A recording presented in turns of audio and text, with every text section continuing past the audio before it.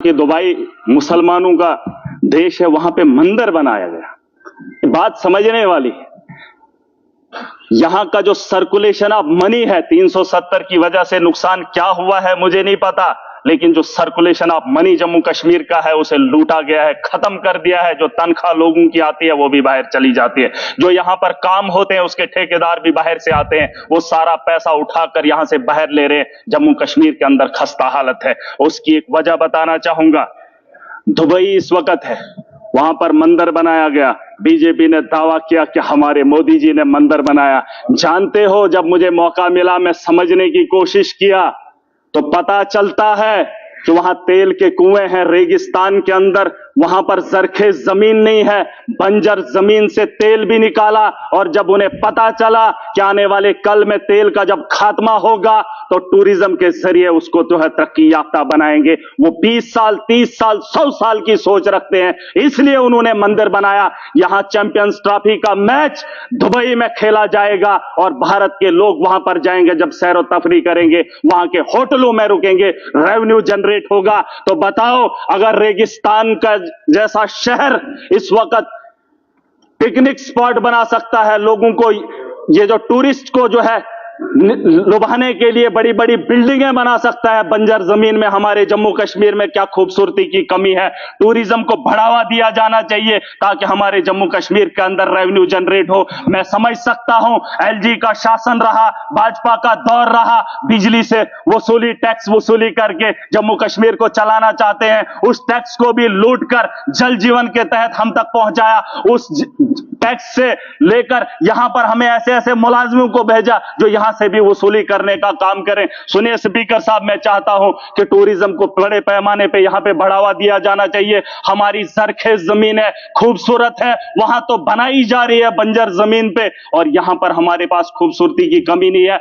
मेरा खिताए चिनाब है, मेरे यहाँ पीर पंजाल है, जम्मू का अलग एक अपनी खूबसूरती है। बड़े बड़े मुल्कों को मैंने देखा, बर्फ पड़ती है तो पूरे मुल्क में पड़ती है। मेरा जम्मू कश्मीर सच में जन्नत है। आप कश्मीर में देखेंगे तो बर्फ आपको मिलेगी, आप जम्मू में आएंगे तो यहाँ पे बर्फ का एक बूंद भी आपको नहीं देखने को मिलेगी। ये छोटे से हिस्से में अगर इतनी खूबसूरती है तो यहाँ टूरिज्म की कमी क्यों है, उसमें बढ़ावा देने की कोशिश की जानी चाहिए। मैं आखिरी बात खत्म कर रहा हूं, नहीं मैं मुद्दे की बात, मैं लड़ाई कर ही नहीं रहा हूं, मैं लड़ाई कर ही नहीं रहा हूं। अभी सब लोग बोल रहे हैं मैंने मांगा इनका टाइम, इनका टाइम। सर सुन लीजिए, सर सुन लीजिए, मैं चाहता हूं कि यहां बड़े पैमाने पे इंटरनेशनल, दुबई की टीम है ही नहीं इस वक्त, फाइनल दुबई में खेला जा रहा है।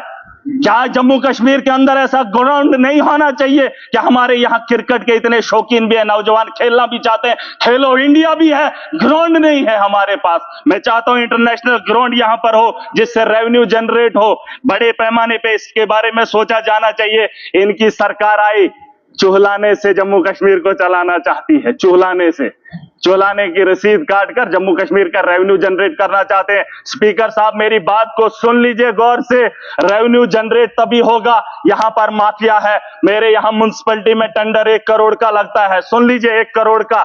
जब वो 1 करोड़ टेंडर ठेकेदार उठाता है तो वही ठेकेदार उसी साल उसी टेंडर से 5 गुना ज्यादा कमाता है। बताओ, अगर वो पैसा म्युनिसिपैलिटी में लगता 5 करोड़, 1 करोड़ की जगह 5 करोड़, लेकिन वो 4 करोड़ कमाने वाला ठेकेदार। जम्मू कश्मीर को लूटने में ब्यूरोक्रेट्स का अहम रोल रहा है, चाहे सदन में बैठे लोग नहीं मानेंगे, लेकिन मैं देख कर आया हूं, मेरे दिल के अंदर वो आग है। आज मैं चाहता हूं, लोगों ने चुनकर हमें भेजा है, हम ब्यूरोक्रेसी को रोकेंगे, अपने लोगों को इंसाफ दिलाएंगे। अगर आज इस सदन से हम वो चीज नहीं कर पाए तो 370 क्या, आप स्टेट लेकर आओ, कुछ भी लेकर आओ, हमारे मजलूम फिर भी जालिम का शिकार होंगे और जुल्म करने वाले लोग इनके भेजे हुए हैं। मैं खुश था, मैं खुश था, मैं खुश था। मैं चाहता हूं कि क्वेश्चन सिर्फ भाजपा के लोग करें, क्योंकि क्वेश्चन में इन्होंने कहा जल जीवन में घोटाला है, ब्यूरोक्रेसी नहीं मानती है। मैं यहां भी सरकार में जो बैठे लोग हैं ये क्वेश्चन उनको दे ताकि ये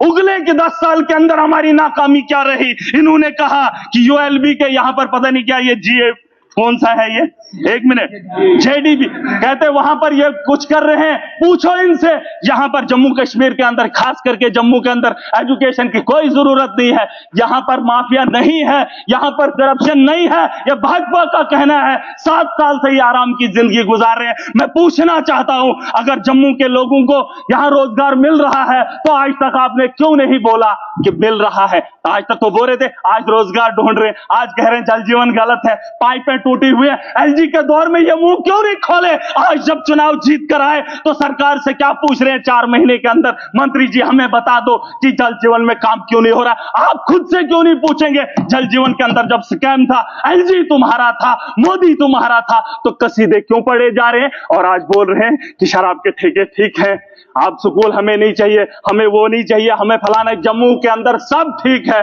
अगर बने तो जो विपक्ष में बैठे लोग चुनकर वादा करके आए, कम से कम उन लोगों को ख्याल करने दें। इनका तो मोदी जी देख लेगा जनाब, इनका मोदी जी देख लेगा। बाकी जो लोग आए हैं वो अपने मुस्तकबिल खुद तय करेंगे। खुदा हाफिज। और मैं चाहूंगा, आज माह रमजान का महीना है, अभी बात खत्म नहीं हुई है, आगे आने वाले दिनों में बात करूंगा।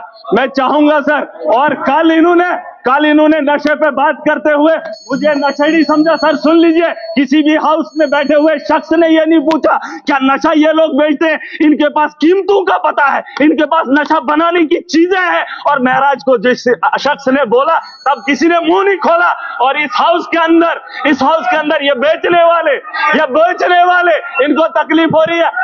आज क्वेश्चन देख रहा था, सर सुन लीजिए, खट के बारे में पूछा जा रहा है। बीजेपी के लोग पूछ रहे खट के बारे में। खट से फायदा किसको? खट से फायदा इनको, लोगों को क्या फायदा? इनको क्या चाहिए? इनके सवालों के जवाब देते रहो। अल्ताफ अहमद कुल्लू साहब आप बोले। ये नशा बेचने वाले हैं, इन टोटल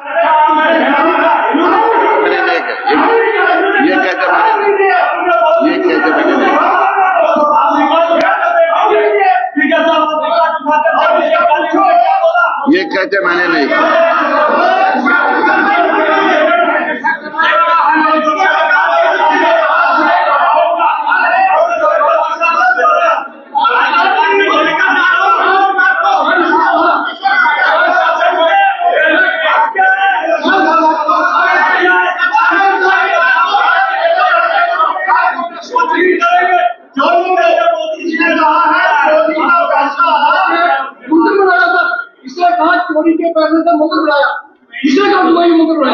ये कहता है कि मैंने ऐसा कोई इल्जाम नहीं लगाया।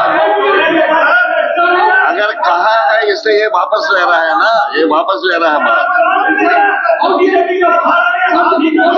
ये कहते हैं मैंने कहा नहीं है।